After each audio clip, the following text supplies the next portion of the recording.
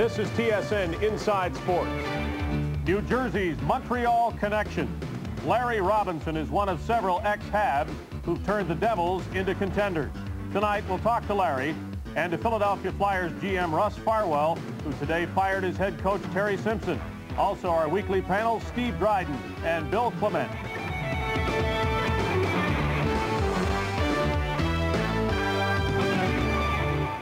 Welcome to TSN Inside Sports. I'm Dave Hodge. It's just a bit ironic that the New Jersey Devils were beaten last night by Stéphane Matteau's overtime goal. Matteau being a Quebecer. The Devils are the New York area team most closely identified with Quebec because of the involvement of several ex-Montreal Canadiens.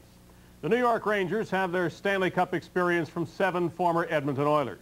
Well, the Devils can flash their own diamonds because of their Montreal connection. Head coach Jacques Lemaire celebrated 8 Stanley Cups with the Habs. His assistant, Larry Robinson, won 6. As for Devils in uniform, Claude Lemieux and Stéphane Richer were members of Montreal's Stanley Cup team of 1986. In a few minutes, we'll speak with Larry Robinson, but first, here's TSN's Rob Sinclair with more on the Habs turned Devils. When Jacques Lemaire joined Jersey, he brought a Stanley Cup ring for each finger and the Montreal mystique. The Canadiens' guide to the Stanley Cup, the way to win. Composure is the key thing.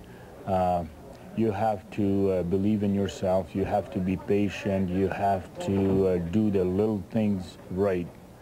And, you know, it's always a team effort, but everyone that steps on the ice, they have to be aware that themselves, they have to do their own job before starting to think about doing everybody else's job. His days in Montreal taught him a Canadian had to have an unshakable sense of self-worth. And his first move in shaking things up in New Jersey was a demand that a Devil does too. Any hockey player that plays without confidence will never be at his best. So that's what we talk a lot about, and you know, I think we had pretty much good success with that, because right now I have the feeling that they understand it and they believe in what they can do, and they're playing good hockey too. And that CH on your chest shouldn't mean any different than a Devil logo on your chest. I mean, you have to play for the pride of the team that you're playing for, and you have to have pride in your ability as a hockey player and as an athlete.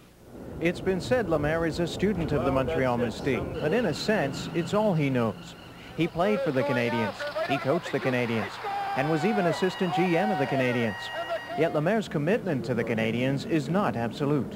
Well, I don't really think of it as bringing things from the days of the Canadiens. That, you know, you bring your experiences that you had over the years, and I'm a firm believer in that you can't fill somebody's mind with a whole lot of things and expect them, you know, to play the way that you played, or to play the way that Bobby Orr or Ray Bourque or whoever played. You know, you have to look at their style and look at different things that they do poorly or do well, and try to improve on them.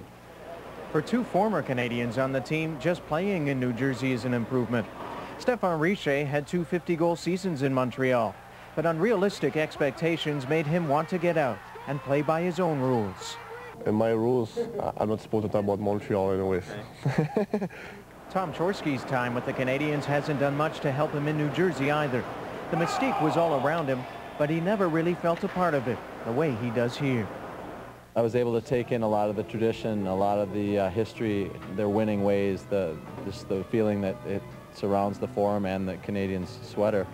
But mostly, I think I went through some hard times, and you know, anytime that happens, you're going to grow as a player, and when you go into those times again throughout your career, you can draw on them and realize that you're going to overcome them. And for me, that's the experience I gained. Even some of the youngsters have experienced the Canadian connection. Martin Brodeur's father was team photographer for Montreal. The times he spent with his father at the Forum, he says, taught him tons about winning. Oh, for sure, you know, I was pretty young, but Larry, I can remember a little bit more Larry, you know. It was when he played with the Kings at the end and everything. I remember a lot of him, you know. And, you know, in Montreal, he's a great personality. What was it like to come here and then suddenly find yourself playing under these 2 guys? Oh, it's great, you know, when you know what they did, you know, in their career and everything. They're winners, and you come in here and, you know, there's your coaches, so it makes more exciting. Perhaps no active Devil has experienced more winning than Claude Lemieux. And the same qualities that won back then, the composure and confidence, he's starting to see now in New Jersey. I like, you know, the feeling in the group of players we have here, and also what comes down from the coaches to the players, that positive attitude at all times, even in that Boston series when we were down by 2 games. I like, you know, the calmness and that type of thing from the coaches and their experience. It always reflects on the players. But having won before is no guarantee one will win again, which is why Larry Robinson speaks cautiously of any link between the Canadiens' success and the Devils. This is your job, and you're getting paid good money for it. So you have to have it within yourself that you have to have pride to work for your employer, and in this case it's the Devils. In other words, the man who pays you in the present doesn't pay you to live in the past. Now, history may repeat itself, but it doesn't change, so no one's going to take that away from you. What's most important is what you take away from it. For TSN Inside Sports, I'm Rob Sinclair in New Jersey. Larry Robinson was very nearly a career-long Montreal Canadien, and a much decorated one at that, with 6 first and second team All-Star selections to go with his 6 Stanley Cups. But he did finish his playing days as a Los Angeles King, and now he's a coach in New Jersey, trying hard to return to the Stanley Cup final. Larry, thank you for joining us. I think it's fair to say that the Devils have needed a stronger identity, and I wonder if you think it's any sort of benefit that this ex-Montreal stamp has been as prominent as it has been this season. Whenever you're making an identity, you want to make and do your own thing, and I think here in New Jersey that they've had pretty good teams along the way over the last few years, but the problem has always been that they were in a pretty tough division. But if you look at their records, they've always had a pretty good record, and they've got a very good mix of players. And so basically when we come in, Jacques, myself, and Jacques Caron, we had some pretty good guys to work with. And I think the way that you can get an identity and the way that people will respond to your club is through being successful. And we had a pretty good year this year, but I don't think that we're going to get the true respect unless you go all the way and unless you win at that one time. Maybe if you were always pointing to Montreal, you'd forget just how media intense this is with the Rangers. I don't know if you want to compare this to anything you experienced in Montreal, but you certainly have to think that what you're involved in now is probably as intense as anything the Canadiens went through. Well, it's almost probably as intense as it was for the Montreal-Quebec series. That rivalry is there, and I think there was 100 and some media members here at the game last night, so it's pretty intense. And the fact is that at this point of the year, there are only 4 other teams playing at this time, so it's very, very good and very gratifying to be in the company that we're in right now. On the other hand, you've worked so hard to get where you are. It's very disappointing, especially in games, where you fight to stay in the game, and then end up on the losing end of an overtime game. But for us, that's the way it's been all year.